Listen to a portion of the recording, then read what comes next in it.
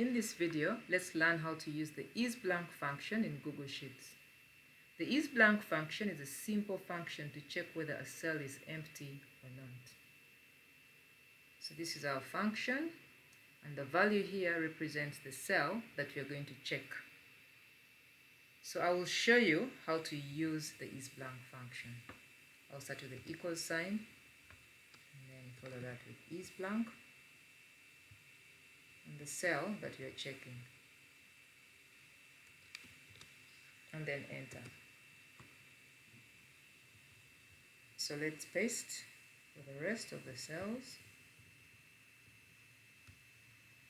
So what just happened is that the cell that contains a value has calculated as false, and then the cell without a value returned as true. So this is the basic way of using the ISblank function. Now the ISblank function is commonly used in a combination with other functions. For example, the if statement. So I'm going to show you how to combine the ISblank function with an if statement. So let's go to the second example. So in this table, we want to add these values, and we have some blanks, and we are going to use a combination of the ISblank function and the if statement. So in this case, the ISblank is going to control the blank. That means the formula will not run in that particular cell, it will skip it. So let's go, because if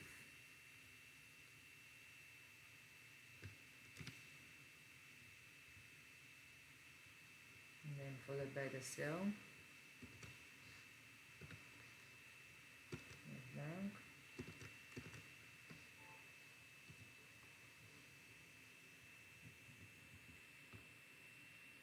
and then we have to put our plus sign and then enter. So let's autofill for the rest, control enter, and there you go.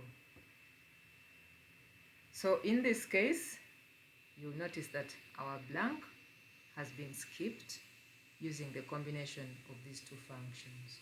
So to avoid errors in large data calculations, it is good to combine the two functions, that is the ISblank function and then the if statement. Thank you so much for watching. I hope this video has been helpful. Have a great day.